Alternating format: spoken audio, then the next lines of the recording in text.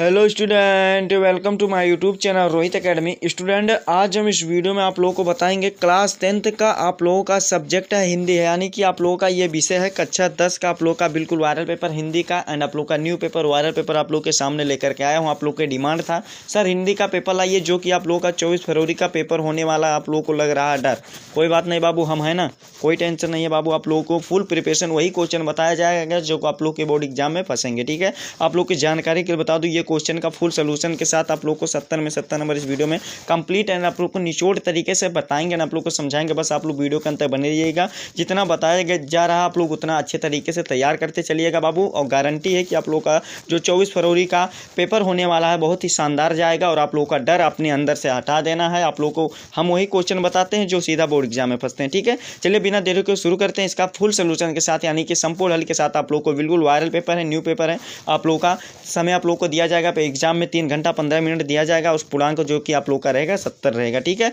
चलिए बिना देरी के शुरू करते हैं। आप लोग जानते होंगे 20 MCQ रहेगा जो कि आप लोग को ओएमआर शीट पर भरना होगा। अगर आप लोगों को किसी भी प्रकार की कोई समस्या होती तो आप लोग कमेंट में हमें जरूर बता सकते हैं, और अगर कमेंट में नहीं बता सकते तो इंस्टाग्राम पर भी हमें मैसेज कर सकते हैं बाबू। आप लोगों की समस्याओं का समाधान जरूर किया जाएगा। ठीक है, खंड आ यहाँ से हमारा स्टार्ट होता है, जिसमें से बहुविकल्पीय प्रश्न यानी कि MCQ दिया गया है, यानी कि मल्टीपल चॉइस क्वेश्चन दिया गया, जिसमें से पहला सा प्यारा सा क्वेश्चन पूछा गया कि शुक्ल युग के लेखक नहीं, यानी कि शुक्ल युग के लेखक कौन नहीं है हमें ये बताना। ठीक है, देखो शुक्ल युग के लेखक कौन नहीं हमें ये बताना है, तो इसका ऑप्शन क्या दिया गया, जयशंकर प्रसाद जी, मुंशी प्रेमचंद जी, आचार्य रामचंद्र शुक्ल जी हैं, भारतेंद्र हरिश्चंद्र जी हैं। ठीक है, ये हमारे 4 ऑप्शन में दिए गए हैं। तो आप लोग को जानकारी के बता दो, जो जयशंकर प्रसाद जी हैं वो ये छायावादी युग के हैं, मुंशी प्रेमचंद जी हैं और रामचंद्र शुक्ल हैं, तो ये कौन से, ये शुक्लोत्तर युग के हैं। और जो भारतेंद्र युग शुक्ल युग के ये भी हैं, और ये प्रेमचंद जी भी शुक्ल युग के हैं, और जो भारतेंद्र युग हैं ये मतलब नहीं है, यानी कि इसमें क्या बताना है, ये नहीं है। भारतेंद्र युग जो नहीं है ये भारतेंद्र युग के लेखक हैं। ठीक है, समझ गए ना बाबू, ये हमारा डी वाला ऑप्शन राइट हो जाएगा इसका। फिर चलिए दूसरा क्वेश्चन देख लेते हैं। दूसरा क्वेश्चन दिया गया है सभी मोस्ट इंपॉर्टेंट क्वेश्चन, अगर आप लोग की इच्छा होगी तो रफ कॉपी में आप लोग 2x पर वीडियो कर लीजिएगा। आप लोग को समय कम बर्बाद करना चाहते हैं हम 2x पर, यानी कि वीडियो की स्पीड बढ़ा करके आप लोग इसको नोट कर लीजिएगा और तैयार कर लीजिएगा। ठीक है, आप लोग को ये सलाह देना हमारा कर्तव्य था, आप लोग को बता देना, आप लोग को समझा दिया। दूसरा क्वेश्चन दिया गया पूस की रात कहानी के लेखक, यानी कि पूस की रात के कहानी के लेखक कौन हमें ये बताना, तो मुंशी प्रेमचंद जी है। और ये भी पूछ लेता है ये किस विधा की रचना है, तो ये उपन्यास विधा की रचना है। कौन सी विधा की रचना है, उपन्यास विधा की रचना, इसको भी दिमाग में बैठा लीजिएगा। फिर अगला क्वेश्चन दिया गया है सिंदूर की होली के नाटककार हैं, यानी कि सिंदूर के होली के नाटककार कौन है हमें ये बताना, तो लक्ष्मी नारायण मिश्र जी हैं। हमारा सी वाला ऑप्शन इसका भी राइट हो जाएगा बाबू। जितना भी क्वेश्चन बता रहे हैं सभी को दिमाग में फीड कर लीजिएगा।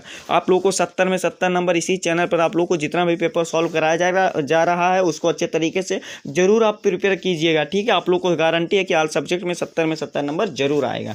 ठीक है, चलिए अगला क्वेश्चन चौथा देख लेते हैं। रूस में 25 मास यात्रा वृत्त के लेखक हैं, यानी कि इसके लेखक कौन है हमें ये बताना है, तो चौथा का जो सही आंसर हो जाएगा डी वाला ऑप्शन हमारा सही हो जाएगा, राहुल संकृत्यानंद जी हैं। हमारा डी वाला ऑप्शन राइट हो जाएगा इसका। फिर अगला क्वेश्चन पांचवा दिया गया माटी हो गई सोना संस्मरण के लेखक हैं, यानी कि माटी हो गई सोना इस संस्मरण के लेखक कौन है, तो कन्हैयालाल मिश्र प्रभाकर जी हैं। हमारा ए वाला ऑप्शन लॉक कर देंगे, यही राइट आंसर है। ठीक है, फिर अगला क्वेश्चन दिया गया है 6 वाला, यानी कि रीत काल के अलंकृत काल किस विद्वान ने कहा, यानी कि रीत काल को अलंकृत काल किस विद्वान ने कहा था हमें ये बताना है। तो 6 का जो राइट आंसर हो जाएगा ये बी वाला ऑप्शन हमारा राइट हो जाएगा, मिश्र बंधुओं ने कहा था। कौन कहते बाबू, मिश्र बंधुओं ने कहते, हमारा बी वाला ऑप्शन इसका भी सही हो जाएगा। फिर अगला क्वेश्चन दिया गया कि निम्नलिखित में से कौन सी कृति रीतकालीन कवि देव की कहानी है नहीं है, यानी कि हमें कौन सा बताना है, नहीं है इसमें। ठीक है, तो इसका जो राइट आंसर हो जाएगा 7वें का ये भवानी विलास जो है ये रीतकालीन कवि देव की नहीं है। ठीक है, हमारा ये सी वाला ऑप्शन इसका भी राइट हो जाएगा 7 क्वेश्चन का। फिर अगला क्वेश्चन 8वां दिया गया, यानी कि 8 वाला क्वेश्चन दिया गया भारतेंद्र युग की विशेषता, यानी कि प्रवृत्ति नहीं है, यानी कि भारतेंद्र युग की विशेषता यानी कि कौन सी नहीं हमें ये बताना है। तो इसका जो सही आंसर हो जाएगा बाबू हमारा सी वाला ऑप्शन इसका राइट आंसर हो जाएगा अंग्रेजी शिक्षा का विरोध, यानी कि अंग्रेजी शिक्षा का विरोध यही नहीं है हमारा कौन सा, ये सी वाला ऑप्शन लॉक कर देंगे, यही राइट आंसर है। जितना भी क्वेश्चन बताया जा रहा है आप लोग अच्छे तरीके से उसको तैयार कर लीजिएगा और दिमाग में फीड कर लीजिएगा। अगर आप लोगों को इच्छा होगी तो आप लोग रफ कॉपी में नोट कर लीजिएगा, लेकिन आप लोग स्पीड से कीजिएगा और सिर्फ आप लोगों को देखिए कैसे करना है। ये क्वेश्चन हो जाएगा, इसका जो राइट आंसर है उसी को सिर्फ लिखिएगा। ठीक है, समझ गए ना बाबू। 9वां क्वेश्चन दिया गया 1943 ईस्वी में प्रकाशित तार सप्तक का संपादन किसने किया था, यानी कि इसका किसने किया था हमें ये बताना। तो इसका जो राइट आंसर हो जाएगा सचिंदानंद हीरानंद वत्यासन अज्ञे ने किए थे। बी वाला ऑप्शन हमारा इसका भी राइट हो जाएगा। फिर अगला क्वेश्चन दिया गया कि राम की शक्ति पूजा किसकी रचना है, यानी कि राम की जो शक्ति पूजा है वो किसकी रचना है हमें ये बताना है। 10वां का जो राइट आंसर हो जाएगा क्या हो जाएगा, ए वाला ऑप्शन हमारा सही हो जाएगा, सूर्यकांत त्रिपाठी निराला जी का है। कुछ किसका है, सूर्यकांत त्रिपाठी निराला जी का है। फिर अगला क्वेश्चन दिया गया है हाथी जैसी देह गैंडे जैसी चाल तरबूज जैसी खोपड़ी खरबूजे सी गाल। देखो बाबू ये आप लोग पूछा गया उपयुक्त पंक्तियों में कौन सी रस है, यानी कि देखो आप लोगों को इसमें हंसी की भावना उत्पन्न हो रही है। कैसे, देखो हाथी जैसी देह और गैंडे जैसी चाल खरबूजे सी खोपड़ी तरबूजे सी खोपड़ी खरबूजे सी गाल। तो ये हमें हमारे अंदर क्या हंसी की भावना उत्पन्न हो रही है। तो ये कौन सा रस हो जाएगा बाबू, हाथ से रस हो जाएगा, जो कि डी वाला ऑप्शन हमारा राइट हो जाएगा। ठीक है, फिर अगला क्वेश्चन देख लेते हैं। अगला क्वेश्चन 9वां दिया गया उस काल मारे क्रोध के तन कांपने उनका लगा मानो हवा के वेग से सोता हुआ सागर जागा। उपयुक्त रेखांकित पंक्ति में कौन सा अलंकार है, तो इसमें देखो कांपने की बात कर रहा है ना, तो इसका कौन सा हो जाएगा, उत्प्रेक्षा अलंकार हो जाएगा, यानी कि सी वाला ऑप्शन हमारा राइट हो जाएगा। ठीक है, तो ये कौन सा हो जाएगा, सी वाला ऑप्शन हमारा इसका राइट हो जाएगा। ठीक है, चलिए अगला क्वेश्चन देख लेते हैं। अगला क्वेश्चन 13 वाला हमारा दिया गया जो सुमिरत सिद्ध होए गणनायक करियो वदन करो अनुग्रह सोए बुद्धि रसि शुभ गुण सदन। उपयुक्त पंक्तियां में प्रयुक्त छंद है, यानी कि इसमें कौन सा छंद है हमें ये बताना। तो इसका बाबू सोठा छंद है, यानी कि हमारा ए वाला ऑप्शन इसका भी राइट हो जाएगा। फिर अगला क्वेश्चन 14 वाला क्वेश्चन दिया गया है क्या निम्नलिखित में से किस शब्द में अनु उपसर्ग का प्रयोग नहीं हुआ, यानी कि इसमें बताना है 14 वाला क्वेश्चन जो राइट हो जाएगा इसमें कौन सा अनु उपसर्ग का प्रयोग नहीं किया गया हमें ये बताना है। तो इसका जो राइट आंसर हो जाएगा 14 का सही आंसर हमारा सी वाला ऑप्शन राइट हो जाएगा, अनुत्तीर्ण हो जाएगा, यही सी वाला ऑप्शन ला कर देंगे। ठीक है, फिर अगला क्वेश्चन 15 वाला दिया गया नीलकंठ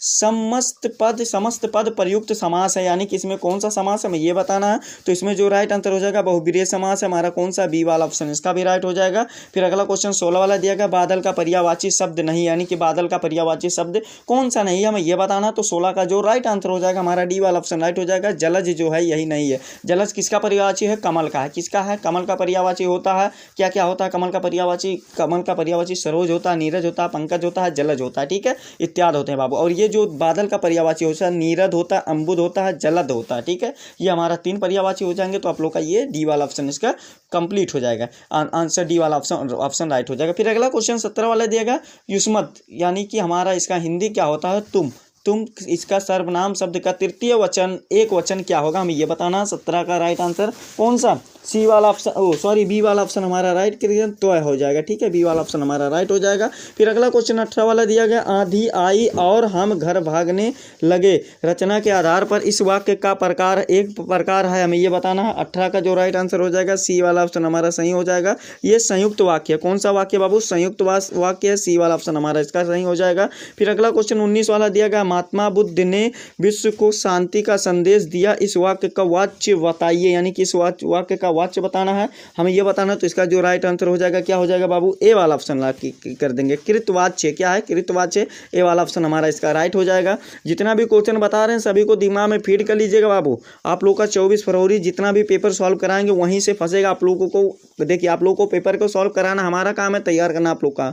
आप लोग पेपर देख करके आएंगे ये जरूर कहेंगे सर इसी पेपर में से क्वेश्चन आया था। ठीक है, आप लोग जितना भी पेपर क्वेश्चन बताया जा रहा है आप लोग इसको अच्छे तरीके से जरूर तैयार कर लो। फिर अगला क्वेश्चन दिया गया वह अचानक चला गया, वाक्य में प्रयुक्त अचानक शब्द का पद का व्यतिकरण परिचय है, यानी कि परिचय क्या है हमें ये बताना है। तो इसका जो राइट आंसर हो जाएगा क्या हो जाएगा, ये सी वाला ऑप्शन हमारा सही हो जाएगा, क्रिया विशेषण है। क्या है बाबू, क्रिया विशेषण है, यही हमारा राइट आंसर हो जाएगा। ठीक है, फिर अगला क्वेश्चन देखिए आप लोग का 20 नंबर एमसीक्यू वाला तो कंप्लीट हो गया। आगे भी आप लोग को कंप्लीट एंड आप लोग को निचोड़ तरीके से समझाएंगे एंड आप लोग को बताएंगे। बस आप लोग वीडियो के अंत तक बने रहिएगा धैर्य बना करके। ठीक है, चलिए अगला क्वेश्चन देख लेते हैं बिना देरी के। आप लोग का देखिए क्या दिया गया है, इधर क्वेश्चन देख लेते हैं। इधर क्वेश्चन आप लोग का खंड बा, यहाँ से हमारा वर्णनात्मक प्रश्न दिया गया, यानी कि इसका आंसर आप अपने उत्तर पुस्तिका में यानी कि जो बोर्ड एग्जाम में कॉपी दिया जाएगा उसको उसमें लिखना होगा। ठीक है, देखो सबसे पहले आप लोगों को आ जाते हैं यहाँ पर दिया गया 21 वाला क्वेश्चन, निम्नलिखित में से किसी एक गद्यांश के आधारित प्रश्नों के उत्तर दीजिए, यानी कि उत्तर देना है। यहाँ पर देखिए क्या दिया गया, आप लोग को समझ सकते हैं।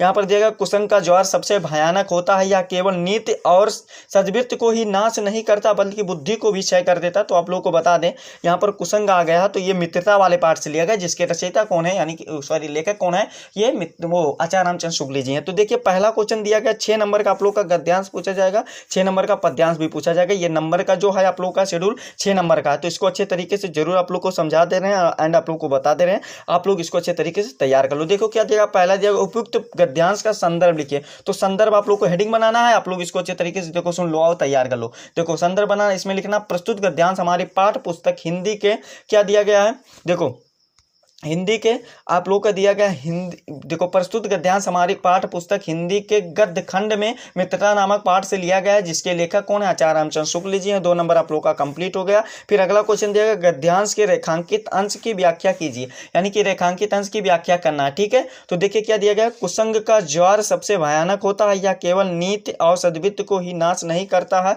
बल्कि बुद्धि का भी क्षय करता है। इसका आप लोग को रेखांकित अंश की व्याख्या करना है, ठीक है। तो देखिए आप लोग को बता दे आप लोग को इसमें हेडिंग क्या बनाना है, रेखांकित अंश की व्याख्या, यानी कि इसमें आप लोग को क्या करना है, ब्लैक पेन से हेडिंग बना लेना है, यानी कि रेखांकित अंश की व्याख्या बना लेना है। और फिर इसमें देखिए क्या लिखना होगा, आप लोग को इसमें अच्छे तरीके से लिखना होगा। कैसे लिखना होगा आप लोग को इसको समझ लो एंड आप लोग को तैयार कर लो। देखो अगर आप लोगों को इसको स्मार्ट तरीके से लिखना होगा, कैसे लिखना होगा कि आचार्य रामचंद्र शुक्ल जी कहते हैं कि कुसंग से न केवल नीति और सद्वृत्ति का नाश होता है बल्कि हमारे विवेक, बुद्धि और आचरणों का भी क्षय होता है, यानी कि नुकसान होता है, और यही हमारा पतन का कारण हो जाता है। ये आप लोग को यूनिक तरीके से बता रहे हैं। ये आप लोग का 2 नंबर लिख करके वेल कंप्लीट हो गया। फिर अगला क्वेश्चन दिया गया है क्या, अगला क्वेश्चन दिया गया कुसंग की तुलना किससे की गई है, हमें ये बताना है, यानी कि कुसंग की तुलना किससे की गई है। तो आप लोग इसका आंसर लिखिएगा, कुसंग की तुलना पैरों में बंधी चक्की से की गई है, यानी कि पैरों से बंधी चक्की से की गई है। आप लोग यहाँ पर समझ सकते हैं। आप लोग का ये लिख करके भी आंसर 6 नंबर कंप्लीट हो जाएगा। अगला दिया गया है अथवा करके ऐसा तू ना गई मेरे मन से, ये वाला है, तो आप लोग इसको अच्छे तरीके से स्वयं से तैयार कर लीजिएगा बाबू। और फिर अगला क्वेश्चन हमारा 22 वाला जो दिया गया, निम्नलिखित में से किसी एक पद्यांश पर आधारित सभी प्रश्नों का उत्तर देना है। आप लोग का देखिए क्या दिया गया है, आप लोग का पद्यांश क्या दिया गया है, ऊधो जहूँ तुम ही हम जाने, श्याम तुम ही हयो को नाही पठयो तुम ही बीच भुलाने, ब्रज नीर नारिनी सो जोगत जोग कहत हो बात कहत न लजाने, बड़े लोग ना विवेक तुम्हारे ऐसे भरे आईने। यानी कि इसका आप लोग को क्या बताना है, ये सभी जो दिया गया ये आप लोग का ये दिया गया, यानी कि पद्यांश है। तो देखिए आप लोग को बता दे रहे हैं, ये जो दिया गया इसको अच्छे तरीके से आप लोग को स्वयं से तैयार करना है, यानी कि हम बता दे रहे हैं, आप लोग इसको समझ लो एंड आप लोग को तैयार तो कर ही सकते हो। देखो इसमें आप लोग का क्या दिया गया, पहला दिया गया आप लोग का ये क्या दिया गया, यहाँ पर क्वेश्चन देखिए क्या दिया, उपयुक्त पद्यांश का आप लोग को संदर्भ लिखना है, यानी कि क्या लिखना है बाबू, संदर्भ लिखना है, ठीक है। आप लोग को इसका संदर्भ अच्छे तरीके से लिख करके तैयार कर लेना है। तो देखिए आप लोग को संदर्भ बता दे, क्या संदर्भ बता दे क्या बाबू, देखो आप लोग को इसका संदर्भ लिख के बता दे रहे हैं, यानी कि आप लोग समझ लो। संदर्भ हेडिंग बना लेना है। इसमें क्या लिखना है कि प्रस्तुत पद्यांश हमारी पाठ्य पुस्तक हिंदी के काव्य खंड के अंतर्गत पद शीर्षक से अवतरित है, जिसके रचयिता कौन है, भक्त, यानी कि श्री कृष्ण के भक्त सूरदास जी हैं। बस आप लोग का 2 नंबर लिख करके वेल कंप्लीट हो गया। फिर अगला क्वेश्चन इसमें क्या दिया गया बाबू, रेखांकित अंश की व्याख्या कीजिए। रेखांकित अंश की व्याख्या हेडिंग बनाना है ब्लैक पेन के, और इसमें क्या लिखना है कि तुम अच्छी प्रकार से विचार कर लो कि हमसे तो ऐसा कह दिया अब ब्रज में किसी अन्य से ऐसी बात मत कहना, हमने तो सहन भी कर लिया, दूसरी मत कहना, और हमने सहन भी कर लिया और दूसरी गोपियों इसे सहन भी नहीं करेंगी। कहाँ तो हम स्त्रियां और कहाँ योग साधना का नग्न अवस्था, अब तुम चुप हो जाओ और सोच समझकर बात करो। ये आप लोग का लिख करके व्याख्या लिख करके बस कंप्लीट हो गया। फिर अगला क्वेश्चन दिया गया है, ब्रज नारियन सो जोगत है, बात कहत न लजाने से तात्पर्य स्पष्ट कीजिए। तो इसका यही तात्पर्य है कि ब्रज के नारियों से योग साधना की बात करते हुए तुम्हें लज्जा नहीं आ रही है, बस इसका यही तात्पर्य है, बस और आगे कुछ नहीं है बाबू, ठीक है, समझ गए ना बाबू। बस आप लोग को इतना ही है इसमें, और इसमें कुछ नहीं है। ये आप लोग का लिख करके कंप्लीट हो जाएगा। फिर अगला जो दिया गया अथवा करके दिया गया, तो आप लोग को देखिए एक बता दे रहे हैं, आप लोग तो इतना अगर आप लोग को प्रिपेयर हो गया है तो इसको आप लोग जरूर तैयार कर लीजिएगा। खावाला 6 नंबर इसमें भी कंप्लीट हो जाएगा। चलिए अगले क्वेश्चन की ओर बढ़ते हैं बिना देरी किए हुए। देखो नीचे दिए गए संस्कृत गद्यांश में से किसी एक का संदर्भ हिंदी में अनुवाद करना है। क्या दिया गया है? वाराणसी वाला दिया गया है, यानी कि आप लोग को यहाँ पर समझ सकते हैं यही वाला दिया गया है। का वाला देखिए क्या दिया गया है कि वाराणस्यम प्राचीन काले देव गेह गेह विद्या दिव्य ज्योति द्योति, यानी कि इसका अनुवाद करना है आप लोग को। देखिए ये आप लोग का पूरा दिया गया ना, तो आप लोग को देखिए इसको अच्छे तरीके से स्वयं से तैयार करना है। क्वेश्चन को बताना हमारा काम है बाबू, तैयार करना आप लोग को। आप पूछेंगे आप लोग कैसे तैयार करेंगे हम इसको सर, तो आप लोगों को क्वेश्चन बैंक उठाना है या आप लोग को बुक उठाना है, उसमें टिक कर लेना और इसको अच्छे तरीके से खुद से जरूर तैयार कर लेना। ठीक है, क्वेश्चन पर टिक कर लीजिएगा और इसको अच्छे तरीके से जरूर प्रिपेयर कर लीजिएगा। और अथवा करके भी दिया गया, वैसे तो आप लोग का कुछ लोगों का तो तैयार ही होगा। ये एकदा बहावा वाला दिया गया, जना वाला दिया गया, तो इसको भी इसी तरीके से आप लोग तैयार कर लीजिएगा। फिर आप लोग का दिया गया नीचे दिए गए संस्कृत पद्यांश में से किसी एक का संदर्भ हिंदी में अनुवाद कीजिए, जो कि आप लोग का 7 नंबर के ये सब क्वेश्चन पूछे जाएंगे, इसको भी दिमाग में बैठा लीजिएगा। तो आप लोग का वाला भी दिया गया, ये वाला भी मोस्ट इंपॉर्टेंट क्वेश्चन है। जितना क्वेश्चन बता रहे हैं हर साल हर बार पूछा जाता है और 2025 में आप लोग का 24 फरवरी को भी पूछा जाएगा। ठीक है, क्या दिया गया आप लोग देखिए, क्या दिया गया आप लोग को इसको समझा दे रहे हैं। बंधन मरणम वपि जयो वपि पराजया उभयते समो वीर वीर भव ही वीरता, हिंदी अनुवाद करना है इसका बस। ठीक है, तो देखिए आप लोग को बता दे रहे हैं, इसको अच्छे तरीके से तैयार कर लीजिएगा। ठीक है, फिर अगला क्वेश्चन दिया गया, देखिए आप लोगों का यहाँ पर दिया गया है, अपने पठित खंडकाव्य के आधार पर निम्नलिखित प्रश्नों में से किसी एक प्रश्न का आप लोग को क्या देना है, तो आप लोग को उत्तर देना है। क्या क्या दिया गया है यहाँ पर? मुक्ति दूत दिया गया, ज्योति जवाहर दिया गया है, अग्र पूजा दिया गया है, ये सब आप लोगों के लिए दिया गया। ठीक है, तो देखिए आप लोगों को इसको स्वयं से जरूर तैयार कर लीजिएगा। और अगर आप लोगों को पता नहीं होगा कहाँ कहाँ कौन पढ़ना है, तो देखो मुक्ति दूत कहाँ पर पढ़ना है, ये आप लोगों को मतलब जो मतलब क्या है, ये आप लोगों को जनपद है, तो आप लोग क्वेश्चन बैंक उठाएंगे उसी पर आप लोगों का इसका होगा, तो इसको अच्छे तरीके से जरूर तैयार कर लीजिएगा। अगर आप लोग को किसी भी प्रकार की कोई समस्या आती है तो आप लोग हमें कमेंट करके जरूर बता दीजिएगा, हम आप लोग का आंसर सॉल्व करने की जरूर कोशिश करेंगे। मेवाड़ मुकुट दिया गया, तो अलग अलग जनपद में होता है 5 नंबर, इसको भी आप लोग रट लीजिएगा। ठीक है, चित्रण पूछा, जय सुभाष दिया गया, करमवीर दिया गया, तुमुल दिया गया, माता भूमि दिया गया, इसको भी आप लोग तैयार कर लीजिएगा। जो जिसका डिस्ट्रिक्ट होगा, अगर आप लोग को पता नहीं होगा तो आप लोग कमेंट जरूर कीजिएगा, बताने की फुल कोशिश की जाएगी। ठीक है, अगला क्वेश्चन देखिए क्या दिया गया, ये भी मोस्ट इंपॉर्टेंट क्वेश्चन है, इसको भी तैयार कर लो। 5 से 6 नंबर 7 नंबर दे करके ये भी जाएगा 5 नंबर। देखो क्या देंगे, दिए गए लेखकों में से किसी एक का जीवन परिचय देते उनकी प्रमुख रचनाओं का उल्लेख कीजिए। क्या क्या दिया गया है आप लोगों को लिखना है, आचार्य रामचंद्र शुक्ल जी का जीवन परिचय। ठीक है, क्या दिया गया आप लोग का, आचार्य रामचंद्र शुक्ल जी का जीवन परिचय। तो आप लोग को ये जीवन परिचय याद है ना बाबू, इसको रट लीजिएगा। ठीक है, आचार्य रामचंद्र शुक्ल जी का अगर जीवन परिचय नहीं याद है तो चलिए थोड़ा बहुत बता देते हैं। कैसे बताते हैं, कैसे लिखना है स्मार्ट तरीके से, आप लोग को रचनाओं भी उनके लिखना है। ठीक है, देखो क्या लिखना है, आचार्य रामचंद्र शुक्ल जी का जन्म 4 अक्टूबर 1884 ईस्वी में उत्तर प्रदेश के बस्ती जिले के कहाँ पर हुआ था, अगोना नामक ग्राम में हुआ था। और प्रारंभिक शिक्षा मिर्जापुर में हुई, फिर कायस्थ पाठशाला प्रयागराज इंटर किया और आगे फिर उन्होंने स्वाध्याय से ज्ञान अर्जन किया। और इस क्रम में अंग्रेजी, उर्दू और बांग्ला आदि भाषाओं का साहित्यिक गंभीर अध्ययन किया। और फिर आगे क्या लिखना है आप लोग को, आगे यही लिखना है, देखो अध्ययन कर लिए थे और ये हो जाएगा। फिर आगे क्या लिखना है, बस इनका जन्म हो जाएगा। फिर इनका जो मतलब क्या, इनके माता का नाम क्या था, निवासी देवी था, और पिता का नाम चंद्रबली शुक्ल था। और फिर आगे क्या हो जाएगा, ये पत्रकारिता भी थे और लेखक भी थे, ये भी दिमाग में बैठा लीजिएगा। और ये आप लोग का ये जीवन परिचय हो जाएगा। और फिर आगे क्या लिखना है, इनकी मृत्यु 2 फरवरी 1941 ईस्वी में वाराणसी जिला उत्तर प्रदेश में हुआ था। ये आप लोग को अच्छा वाला बता रहे हैं जीवन परिचय, ये इतना हो जाएगा, आप लोग को इतना तो याद ही होगा।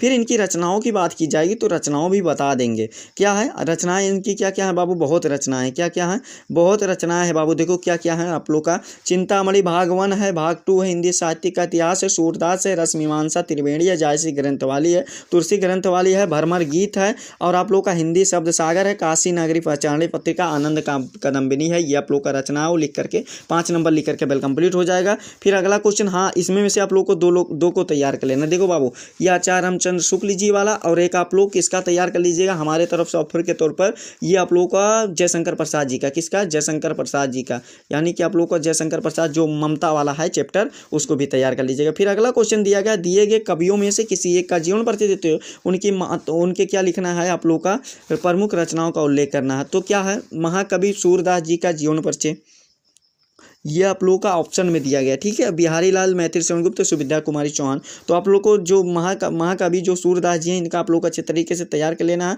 और जो वो क्या कहते हैं गोस्वामी तुलसीदास जी हैं उनको भी अच्छे तरीके से आप लोग को तैयार ही कर लेना है, ठीक है। ये आप लोग को मोस्ट इंपॉर्टेंट बता रहे हैं बाबू, अच्छे तरीके से तैयार कर लेना है। चलिए आप लोग को सूरदास जी वाला थोड़ा बता देते हैं, आप लोग को समझा देते हैं क्या दिया गया है, समझ लो इसको। देखो, वत्सलासेव रस के सम्राट हिंदी साहित्य के महान कवि सूरदास जी का जन्म 1478 ईस्वी में आगरा से मथुरा जाने वाली सड़क के पास स्थित रुनकता नामक ग्राम में हुआ था। कुछ विद्वान इनका जन्म स्थान सीही नामक स्थान को मानते हैं, और उनके पिता का नाम पंडित रामदास था, जो एक सरस वह ब्राह्मण थे। सूरदास जी जन्मांध थे या नहीं, इस संबंध में विद्वानों ने अनेक मतभेद हैं, किंतु इन्होंने मानव स्वभाव एवं श्री कृष्ण की बाल्य लीलाओं को सच में जितना सुंदर वर्णन किया है, वैसा कोई जन्मांध यानी कि जो जन्म से अंधा व्यक्त नहीं कर सकता है। इसीलिए ऐसा प्रतीत होता है कि वह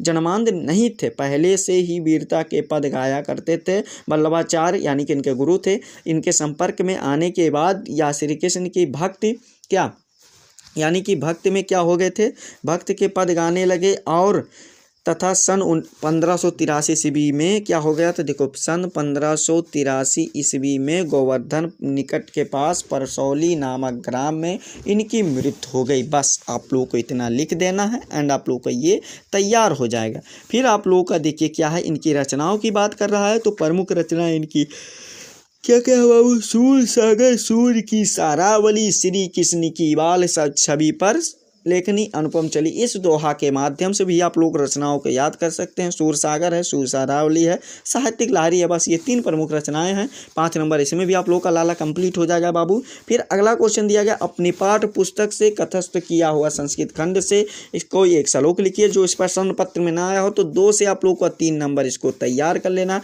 2 से 3 आप लोग को तैयार करना है। ये 2 नंबर का क्वेश्चन पूछा जाएगा, ये वाला भी कंप्लीट हो जाएगा। फिर अगला क्वेश्चन दिया गया क्या कि अपने विद्यालय के पुस्तकालय के हिंदी की पुस्तकों एवं पत्रकारिताओं अभाव यानी कि कमी है और इन्हें मंगाने का अनुरोध करते हुए अपने विद्यालय के प्रधानाचार्य को एक पत्र लिखिए। तो ये जो दिया गया अथवा करके दिया गया 5 नंबर का ये वाला भी क्वेश्चन रहेगा आप लोगों का। क्या दिया गया इसमें, अखिल भारतीय वाद विवाद प्रतियोगिता। तो अपने विद्यालय वाला जो दिया गया बाबू, इसको मंगवाने के लिए आप लोग को कैसे लिखना है, समझदार देखिए, देखो इसको समझ लो अच्छे तरीके से। आप लोग को इसको लिखना कैसे है, आप लोग को सबसे पहले लिखेगा सेवा में, फिर श्रीमान प्रधानाचार्य लिख दीजिएगा, फिर आप लोग का जो विद्यालय का नाम रहेगा उसको लिख दीजिएगा, ठीक है। समझ लो ऐसे, आप लोग मन करेगा तो रफ कॉपी में लिख सकते हो। फिर आप लोग एड्रेस डाल दीजिएगा विद्यालय का, ये इतना हो जाएगा। फिर आप लोग का विषय क्या रहेगा, हिंदी की पुस्तकों एवं पत्रिकाओं मंगवाने हेतु या कमी मंगवाने हेतु, ये विषय हो जाएगा। फिर लिखिएगा, श्रीमान सविनय निवेदन है कि मैं आपके विद्यालय का कक्षा 10वीं का छात्र हूँ। हम विद्यालय के पुस्तकालय में हिंदी के पुस्तकों एवं पत्रिकाएं मंगवाना चाहते हैं, या पुस्तकें से मंगवाना चाहते हैं, ठीक है। और फिर हमारे विद्यालय के पुस्तकालय में विज्ञान, गणित, अंग्रेजी आदि विषयों के पत्रिकाएं भरपूर मात्रा में है, लेकिन हिंदी की पत्रिकाएं भी पर्याप्त मात्रा में होंगी। तो हिंदी के प्रेरणादायक कहानियां और कविताओं को पढ़ने से उनके ज्ञान में भी वृद्धि होगी और मनोरंजन भी होगा। इस प्रकार अधिकतर विद्यार्थियों की रुचि हिंदी में विषय में भी बढ़ेंगी। अतः आपसे निवेदन है कि आप पुस्तकालय में यानी कि लाइब्रेरी में हिंदी की पत्रिकाएं मंगवाने के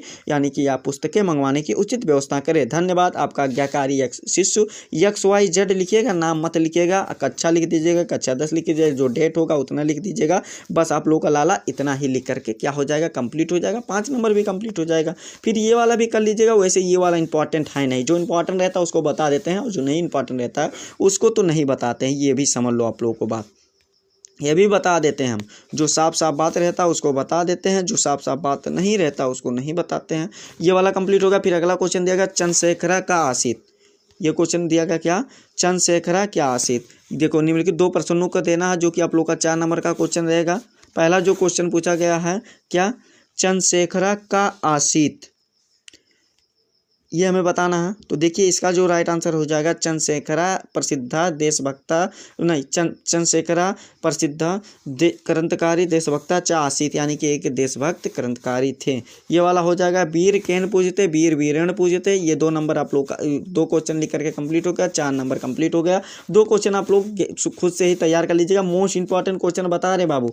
फिर अगला क्वेश्चन दिया गया है निम्नलिखित विषयों में से किसी एक विषय पर आप लोग निबंध लिखिए। जल है तो कल है, मेरे सपनों का भारत। इसको भी अच्छे तरीके से आप लोग स्वयं से तैयार कर लीजिएगा जितना बता रहे हैं। और आप लोग का देखिए सड़क सुरक्षा जीवन रक्षा, ये वाला दिया गया। संप्रदाय एक अभिशाप दिया गया, जीवन में कंप्यूटर का महत्व, यानी कि कंप्यूटर का क्या महत्व है इसको दिया गया है। तो ये आप लोगों को देखिए क्या कितना नंबर का रहेगा, 9 नंबर का रहेगा। इसको भी बैठा बता दे रहे हैं, ये 9 से आप लोग का 7 या 9 नंबर का रहेगा। इसको भी आप लोग अच्छे तरीके से तैयार कर लेना। तो इसको अगर आप लोग बना करके लिखते हैं तब भी आप लोग का अगर 9 नंबर का रहता है तो आप लोग का कितना नंबर, 7 नंबर 8 नंबर जरूर दिया जाएगा। और अगर आप लोग अच्छे तरीके से लिख देते हैं तो इसमें नंबर कटता नहीं, इसको भी जान लो बाबू, ठीक है। अगर आप लोग राइटिंग से अच्छे तरीके से लिखते हैं तो आप लोग का इसका नंबर नहीं कटता। तो यही था आप लोग का क्लास 10th का बिल्कुल वायरल पेपर एंड आप लोग का न्यू पेपर था, जो कि आप लोग का 24 फरवरी के लिए मोस्ट इंपॉर्टेंट पेपर था, जो कि आप लोग इस वीडियो में संपूर्ण एंड आप लोग का फुल सोल्यूशन के साथ एंड आप लोग को निचोड़ तरीके से बता दिया एंड आप लोग को समझा दिया। आप लोग को ये हमारा प्यारा सा लवली सा वीडियो कैसा लगा बाबू, कमेंट करके जरूर बताएं। हाँ, अगर आप हमारे चैनल पर नए हो